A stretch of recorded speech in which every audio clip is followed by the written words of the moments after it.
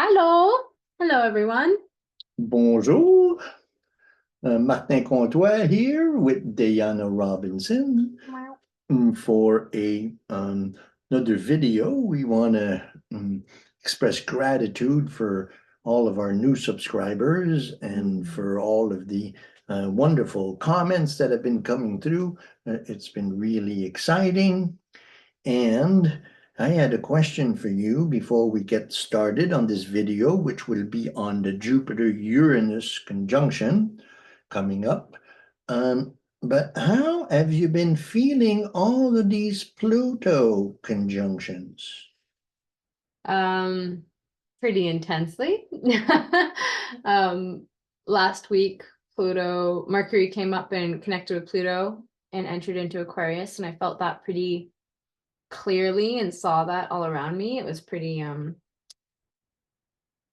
this like kind of almost like, I want to say rage, but that sounds a little bit more angry. It's just this like strong verbal mental energy around which way things need to be, and I kept seeing that everywhere I was, or it should be, or there's this like push. And then today, as we record this, Mars is going to be conjuncting Pluto, and it could just be my own inner process, but that doesn't feel as feisty as I was expecting it to feel so far. But it hasn't hit exact. I think so far it's felt like just a daunting of really the changes that are going on in my life and in the world, and to try to come to terms with all that and keep up with it all. And in a few more days, the Venus will be conjuncting Pluto. We're interested in how you're feeling all of these Pluto conjunctions. On the Mercury-Pluto conjunction, I had a kidney stone attack. So, and then I've been reeling ever since. And this, I find a lot of courage and energy coming up with the Mars-Pluto. Like, kind of after quite a bit of difficult times, I find myself being more willful. So Mars-Pluto would be very willful. Everything can be very feisty with the Mars-Pluto conjunction. And then the Venus-Pluto conjunction at the end of the week. And I think that, to me, it is preparing this great shift of energy we're going to see in the spring, which is about the Jupiter-Uranus conjunction. So why don't you go to the title? All right. It's a big conjunction coming up. So this is the Triad of Transformation, a video in that series.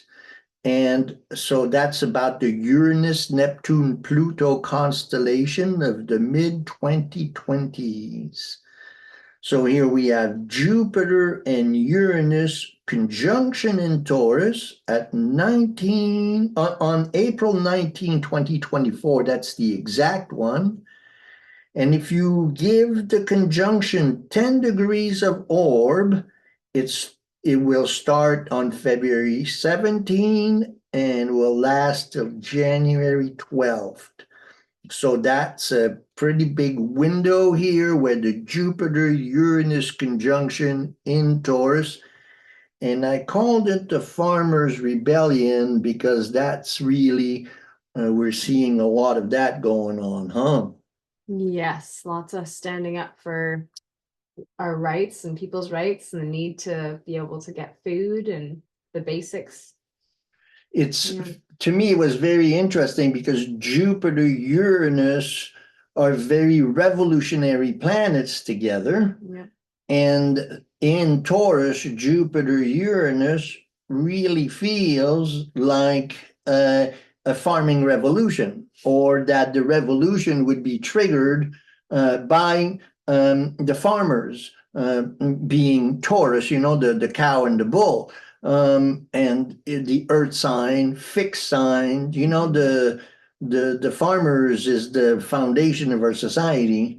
And so if there's no food, nobody's going to be very happy. And it's the farmers that grow the food and they're not happy, and they're rising up in so many different countries to kind of fight what we were talking about when we talked about Pluto in Aquarius and deglobalization, the breakdown of globalization. And so here we have Jupiter Uranus making an active blow to that globalization and respect to back to the people that work the earth. Really quite synchronistic, I thought. I think it's a really neat. It's like what you'd make up if you're trying to read what could happen, and it's right on point. We have a bit of a history of the last two cycles of Uranus, Jupiter for you, Jupiter Uranus. Before we get there, we have the chart of the exact conjunction. That's going to be on the 19th, and that's a very interesting chart. What do you see in that chart? Right away, I see obviously that almost everything is on one side of the chart. There's a stellium going on in Aries on the ascendant while this conjunction's happening. And then there's a Mars-Saturn conjunction. But the Saturn-Mars conjunction is making a bit more of a harmonious energy to the Uranus-Jupiter. So it'll be interesting to see how that plays out. And then way over here all by itself is the moon, again, making aspect to Saturn. So I think Saturn is going to have a big piece of this conjunction. And if you think about it, about 4 or 5 days before this date, yeah, we're going to have a Mars-Saturn conjunction, exact Mars-Saturn conjunction, and that exact Mars-Saturn conjunction will be in sextile. But also you can see that they so the Mars, Saturn, and Jupiter, Uranus also made some green lines, some sextiles, some semi-sextiles to the Mercury, Venus, Chiron conjunction with the North Node. And this is right after the first eclipse. If you rewind the moon about 6 days, you find that the sun, moon, Chiron, Uranus, Mercury, and Venus are all right there at the end of Aries, and that's a solar eclipse that will be visible, I believe. And so that's going to be, so then we're, so that Jupiter Uranus exact conjunction comes right on between two eclipses. And so that Mercury, Venus, Chiron, semi-sextile Mars, Saturn, and Jupiter Uranus, so Mars, Saturn, willful discipline, Jupiter Uranus. We'll look at Jupiter Uranus in more details here, but also with Mercury, Venus, and Chiron. So then a real emphasis on doing the healing work, communicating, being creatively engaged in expressing this revolutionary ideal with quite a bit of Saturn and Mars discipline here. So, we see, when we did the video on 2024, we looked at this period of Jupiter, Uranus, springtime, being, very high energy. And so then now we're on the set, the 10-degree orb is going to come on February 17th, and it will build up and build up and build up till April 19th, and then it will slow down its effect after that. So planetary alignments are like waves. So, a wave, it starts a long time before you see it. And it goes unseen for quite a while. And as the seashore comes and the level of the water of the ground rises, then the wave builds. So it started a long time ago, and the wave builds and builds and builds and builds, and the exact alignment is like a breaking of the wave. But then the wave crashes on the shore and goes, its effect is felt a long time afterwards. And so then that's the 10-degree orb. Richard Tarnas uses a 15-degree orb. Wow. It's like, so we're already feeling it. And sometimes he even uses a 20-degree orb in his, full, big breakdowns of these outer planetary alignments. So we're using a very conservative 10-degree orb, and that's starting on April 17th, on February 17th. But the practical fact of the matter is we've been feeling this Jupiter-Uranus conjunction already.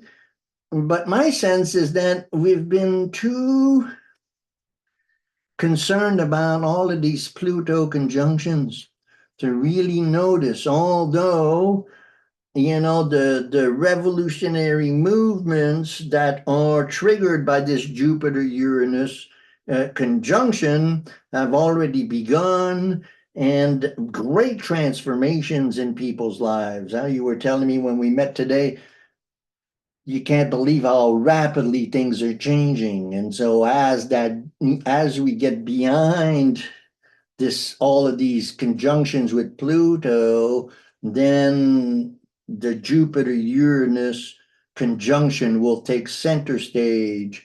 And now we'll look into the archetypal structure of a Jupiter-Uranus conjunction. But do you have any comments so far? I just had this image when you said it, I was like, yeah, I can see Pluto and everything, especially the personal planets and our personal experience hitting this Pluto shift, taking center stage. But then it's funny how Venus is the last one. And when Venus passes Pluto, it's like, I expect there'll be waterworks on my experience on it all, at least for me. But then it's like the baton gets handed over and Venus rules this Uranus and Jupiter conjunction because it's in Taurus, which is ruled by Venus. So I wonder if after Venus passes through, it is going to bring the center stage back to this conjunction. Anywho. Well, no, that's a very good, but if we look at the nature of that Mercury-Pluto conjunction that happened, a week ago, and then tomorrow's Mars Pluto conjunction, and then Friday, I think, 17th, then that Venus. So it's the same day the orb starts when Venus passes. So if you've been noticing this, because we've talked about this in the last 2 or 3 videos, these Pluto conjunctions, and if you've been following, and if you have some anecdotes or how you've been feeling it, it would be great to hear from you. This is a scientific experiment. We're just trying to see if we're not just talking out of our hats, so it'd be great to get some feedback from you on that. But let's go back to the slide. It's exciting. The history part you did here is very exciting. So. Oh no, go back. Oh. Yeah. So then the King of Wisdom. So the first title I thought for this video, also the Farmer's Rebellion, is much more flashy. I think it's going to get us a lot of attention, so that's why I chose that one. But because these videos, it's all about the title, huh? If the algorithms like the title, then they'll push. But also the likes and the subscriptions get everything motivated. But anyway, I thought of calling it the creative evolution of the human soul. And so the creative evolution of the human soul, we have Jupiter as the king of wisdom and Uranus as the light bringer. And in Cosmos and Psyche by Richard Tarnas, he uses these key phrases. Actually, he does 4 chapters on the Jupiter-Uranus conjunction, or the Jupiter-Uranus cycle. He calls it the opening new horizon is 1 chapter. Convergences of scientific breakthrough is another chapter. Social and political rebellions and awakenings, and quantum leaps and peak experiences. Very interesting, huh? Very. Archetypally, Jupiter and Uranus. So let's talk about Archetypes? the king of wisdom. You know, Mm. that's a phrase that Jung uses in Eon, which Eon is a wonderful book that Jung wrote, and it's about the age of Pisces, and it has a lot of astrological material in it. One of the most astrologically based books that Jung wrote, Eon, volume 9, B or 9.2 in the collected works. Fabulous books, and we have a video series on that. If you're interested, really highly recommend that video, especially for the next video, but we'll tell you about that later. Blah, blah, blah, blah, blah. So Go ahead. should we break down these archetypes quickly? Absolutely. So Jupiter as the king of wisdom. Mm-hmm. So Jupiter rules 2 signs, right? It rules Sagittarius Oh, and Pisces. and Pisces. Mm. And Sagittarius, it's easy, you know, it's about, you know, the highest good. Mm-hmm. But and the king of wisdom ruling Pisces, you know, that's that wisdom that is able to be detached, you know, because the Pisces archetype or myth, it's the last sign of the zodiac, and we'll be talking lots about the Pisces in the next video. But those are the 2 that's the 2 signs that Jupiter rules. And so Jupiter, the detached king, you know, in Sagittarius, it's much more fiery, but in Pisces, Jupiter has ancient wisdom. And so he's the wise teacher. In Sagittarius, he's the fiery quest for truth. But in Pisces, Jupiter is the I've already experienced everything, you know, and so then it's the wisdom of experience. So in Pisces, Jupiter's much older. You know, of course, Jupiter's the largest planet, and it's Zeus, the king of the gods, Mm. and so lots of mythology around that. What's your experience of Jupiter? How do you see Jupiter in your chart? In my chart, in Jupiter in general, definitely expansion energy. It's the biggest planet, like you said, but it's interesting to me that it's also one of the planets that's gaseous. Like it's not actually, there's no solid aspect to it, which is interesting.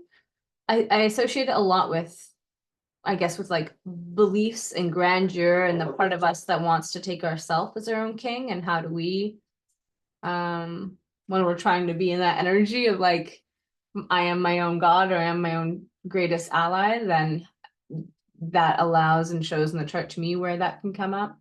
It's That's especially beautiful. interesting how it like touches other planets and will kind of, I want to say emancipate, but it's kind of the wrong word. But Where's your Jupiter? my Jupiter's in the 12th, In conjunct what sign? Venus, Scorpio. Scorpio. So then your hope and your faith is in the depth of Scorpio. I have Jupiter in Sagittarius. So, you know, so the teacher archetype Jupiter in Sagittarius, really highly fiery, constellated. Yeah. So then where your Jupiter is, that's your relationship with Jupiter. So now we're talking about Jupiter Uranus. So Uranus is a transpersonal planet. Jupiter is a very personal planet. It governs my hope, my enthusiasm, and how I seek to become all that I am. So that's, I want to become this wise old king, and Jupiter sets us on this motion. So it sets the goals, the enthusiasm, the vision of what I can become. So it's very important, the psychic economy, in terms of, or drive. And so where your Jupiter is, that's where you'll express this need for expansion and becoming all that you can be. Yes. I love the description. I'm just laughing because I also think of how we're just sharing. So I'm going through a Jupiter opposition in my life right now. And I'm definitely setting new goals for myself and new expansion. And so that means in 2 years' time, it'll be no, not even. By the end of the year, you're going to be having your Jupiter opposition. Yes. Cool. Well, anyway, that's down the stream, Personal. because I have Mars in direct opposition to Jupiter in Grand Cross with my sun. So that's good news. That's good news. Yeah, Jupiter triggering my Grand Cross. Okay. Things to look forward to. Digression. Sorry for that. We are astrology nerds. Uranus. So Uranus, Uranus is a collective planet. We're going to do a video coming up on Uranus and Neptune conjunction. But so how is Uranus expressed in your process? When I think of Uranus, I guess I think of emancipation and freedom, but like almost pushing the acts that you do to make yourself free that go out past your own personal experience. So the things I do that would emancipate, for instance, claiming some right as a woman and wanting to change that, affecting all the sisters I stand beside, or affecting or changing some pattern affecting either my family line or my friends and social circle or my community, like it affecting so much more than my personal experience. So emancipating that goes out and ripples to the collective. That's beautiful. That's beautiful. That's beautiful. So in Greek mythology, there's not much about Uranus. I thought that Uranus was connected with Prometheus. Well, he is, but if we go back into history, way back into early Greek history, this is before really, you got to go back before the Saturnian and the Jupiterian. Zeus became the king of the god, but before that, Saturn was the king of the gods, but before that, Uranus was the king of the gods. Oh. And Uranus is the sky god that's married to Gaia. So Gaia and Uranus. So we're talking about very early Greek mythology, because Gaia in later mythology becomes Demeter. She becomes Rhea. Rhea becomes the wife of Saturn. So Gaia, and we're familiar with Gaia, with the Gaia hypothesis. And so Gaia then is Earth, and Uranus is the sky god. And now we're talking about early development of the human experience, where sky god, Earth mother, so that's really that simple, so then Uranus then is sky god. And then he gets overthrown, he gets castrated by Saturn. And then Saturn eats his children, but then Jupiter, Zeus, gets away with the help of his mother and overthrows his father. The reason why Saturn eats his children is because it was prophesied that one of his children would overthrow him. And then it's what happens with Zeus. And so these are the evolutions, and it's interesting, because we have Jupiter, Saturn, and Uranus all in a row, right? And so big evolution. So that's the early mythology of Uranus. And then in in the modern times, two astrologers, Richard Tarnas, but also Liz Green. Liz Green is the first one to bring up this point of Uranus being related to Prometheus. So Prometheus is a Titan, and he's the son of Kronos. And he helps Kronos is Saturn. He helps Zeus overthrow his father, and because of that, he gets special privileges. So he's not a god, he's a Titan, which give birth to the human race, and he has a special affinity for the humans, and he starts to, because he has free access to heaven, he starts stealing things. So he steals metallurgy and architecture and all of the different science. He brings them down to the humans. And Zeus, Jupiter, gets really mad, and he says, okay, what are you doing that for? You know, and then he says, whatever you do, don't steal fire. And then Prometheus goes right around and steal fires. And because of that, Zeus punishes him, nails him to a rock, and every morning an eagle comes and eats his liver, and every night the liver grows back. I felt like Prometheus when I had those Disney stones.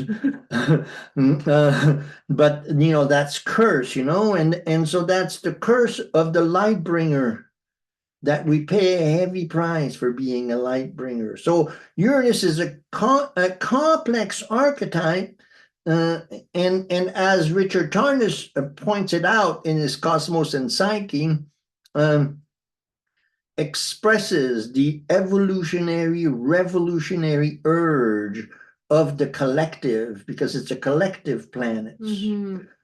So then the emancipator, and it's interesting because Jupiter is Zeus, which punishes Prometheus to be nailed to the rock, right?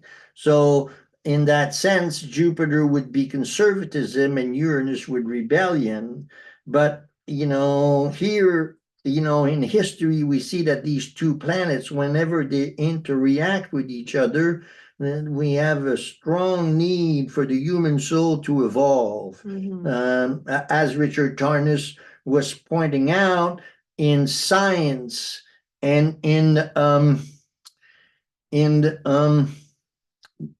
spirituality also, these are very important aspects. So, did we break that down pretty good? I think so. I hope you guys follow and hope you found your own new ways to connect to Jupiter and Uranus.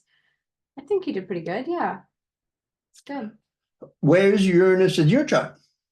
I'm born in that conjunction period, so Neptune and Uranus conjunct in Capricorn. That's going to be one of the last videos we'll do together. The Uranus Neptune conjunction. So in like 10 years?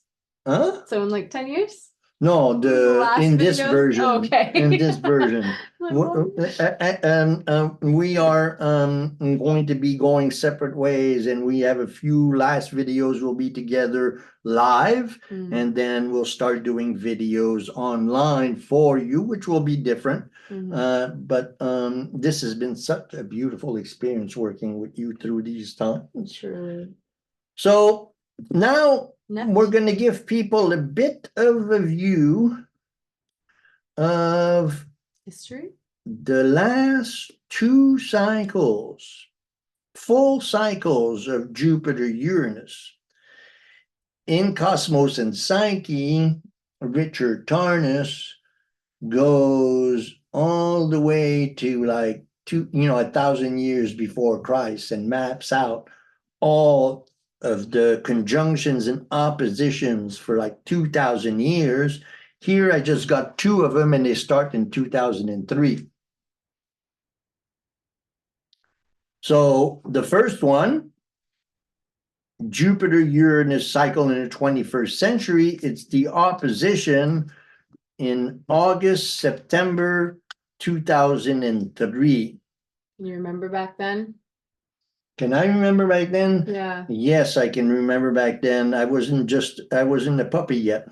I mean, I was old already. That's just a couple of years after 9/11, Right. and that's the beginning of the Iraqi war. Right. And during that time, we have a huge pushback and lots of protests against the war and against this hidden agenda and the deception. And so 2003, that's it goes into at 0 degree Virgo Pisces. So in Jupiter's in Virgo, Uranus is in Pisces. Uranus spends 7 years in each signs. So that's the first one. Then And then in January to October of 2007, Uranus and Jupiter square. So after that opposition coming into a 180 square at 12 degrees to 15 degrees in the Sagittarius Pisces aspect. So again, mutable signs. 2007. What was going on in 2007? well, in 2003, that's when the anonymous movement started, Okay. hacking. 2007, they go a little stronger.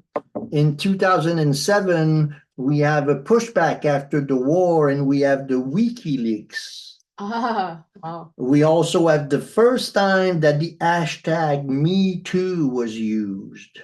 Interesting. Interesting, in 2003 and in 2007, they were heat waves. So archetypally, we seem to see that. And then, go ahead. Next up would be when Jupiter comes around to conjunct Uranus again. That last happened in May to January. So May 2010 to January 2011. And that's on the Pisces-Aries aspect. So they conjuncted in Pisces and then again in Aries.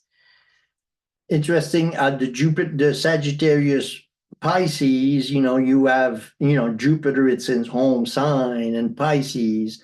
And and 2007 is right in January 2008, right, still within the orb,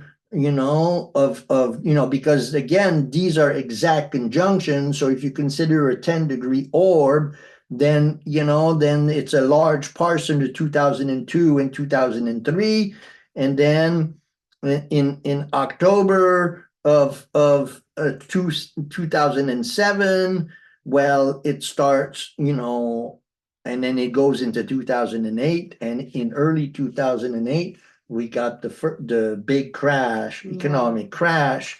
So and that really was very interesting because it triggered all of the subsequent revolutionary movements. This is when the anonymous movement, and this is when, after that 2007, then in 2010, 2011, after the 2008 crash, then by 2010, 2011, we have the student revolt in Quebec. We have the Occupy movement of Wall Street. We have Julian Assange, and we have the Arab Spring. So then that's after, so 2003, the anonymous movement starts. 2007, WikiLeaks and Me Too. 2011, which is the next alignment, then we have the student revolt, we have the Occupy movement, we have Julian Assange starts doing his thing, and we have the Arab Spring. All with that Jupiter, Uranus, archetypal structure. Does that make sense? And so that's the last time it was conjunct, right? Yes, I believe so. 2011. So that's the square the conjunction is 2000, 2011, 210. And again, that's at 29 degrees. But if you give it 10 degrees on both sides, then we're having, the 2010, 2011, which is very, very revolutionary. I started my astrology practice in 2009. So I lectured and really lived through that really clearly. Actually, it comes to the next one, the square of 2013, 2014, Cancer, Aries. That's a very interesting one. Very different. That suddenly shifts from all this mutable to cardinal. It's like the whole new energy. Well, that 2013 one, when I was lecturing, I was doing workshops at that time, and I was traveling through the interior. I was living in Williams Lake, and I named that summer the summer of love, because you had the Jupiter Uranus opposition, and it was in T square with Pluto, with the Uranus, Pluto, Jupiter, T square, and Saturn was getting involved too. So that was my first astrology workshop on that T square. The whole workshop was about the T square. That's so neat. Hi, Agnes, if you watch this, Yanis. She was one of my teachers. Oh, cool. Anyway, cool. sorry. So let's go back to the dates here. So this big grand square, it was a big part of. So then you got the square, Cancer to Aries. So Cancer to Aries. So that means that means really that we have a grand cross here. Sorry, we have Cancer, Jupiter is opposite Pluto, and Saturn is in Libra during that time. Opposite Uranus square. So then we have that grand cross of 2013, 2014. A really big event. And so Black Lives Matters was started. Snowden. And that was the beginning of the real trouble in Ukraine as well. With the overthrow by the West of the Russian-friendly leadership in Ukraine at that time. And then also, what does that say? I'm not sure. Oh yeah, that comes later. So then the Black Lives Matter started then, and then Snowden, and then Crimea, but also kind of the salt, when we talked about the 1%, and we talked about, the 2011, so we had the big crash in 2008 following the 2007 square. 2011, 2010, there's the conjunction, and then there's the pushback, Arab Spring, Occupy movement, the 1%, the anonymous movie comes out at that time, and then 2013, so then this whole early 2010s to 2014, 2007, so we start seeing a pattern being created. Does that make sense to you? This wave every few years of having to push back. Exactly. Then the next opposition is 2016, 2017. See, that's when I remember the Me Too movement getting really big. The hashtag Me Too was started in 2007, but it didn't really hit. It's just like the anonymous movement was started in 2003, but didn't really hit into the conjunction. And so then, these movements, they come, cyclically, they come back, the same issues come back. That's powerful. How does that feel? Yeah, go ahead. Feels exciting. It also feels like it's a good time to note what's going on in the world and in your life when this conjunction happens, because it may not really come into full effect or be clear. It might not be clear until a few years later.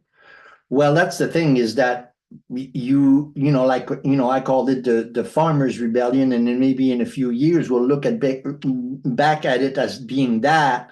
But the main thing is that we're talking about archetypal structures within the collective that are evolving with the cycle. And you can really see, because we have a small sample size here, but we could go back in the history, and that's what Richard Tarnas in his book, Cosmos and Psyche. You want to show the book? Cosmos and Psyche, the most important book of astrology in our generation, maps out 3,000 years of outer planetary cycles. Fully took him 10 years to write, 30 years to write, full of information with this class students. So quite the text. And in that, he's got 3 chapters on this Jupiter Uranus cycle, and he will go way back into time. We're just looking at a small picture of it, or a small sample size. A segment. So, shall we continue? Yep. So we have 2 more. So we had the conjunction, and then the first square that happened, and then it went back, or Jupiter came around and opposed Uranus again. That was this 2016, 2017. You spoke to that time, right? Right. And so then it's coming back and closing up this cycle. In 2017, that's the Black Lives Matters too, huh? That really blow up. Right. And in 2017, and the Me Too movement already, and blows up also. So we see like a very revolutionary decade. And to me, was the greatest mystery, because during those 10 years, I'm traveling extensively, doing workshops. And, that's when the first 10 years of my practice was between 2009 and 2019. And then it was the greatest mystery, because we were all talking about the Jupiter and Saturn conjunction with Pluto that was going to occur in 2020 and 2021. We were all talking about that, and the end of the Uranus-Pluto square. And those are really significant events. And that whole decade from the crash, and even before that, during after 9/11 and the war in Iraq, there was a starting of pushback, very similar to the pushback that happened in the 60s as a result of World War II. We had this kind of in the mid 1910s, there was a real feeling of 60s. One of the popular sayings that I was using in my workshops is, dude, maybe the hippies were right, and that was very much the flavor of the teens, right?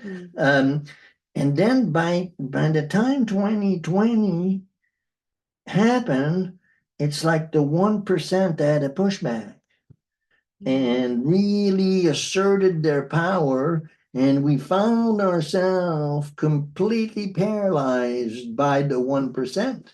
In a way,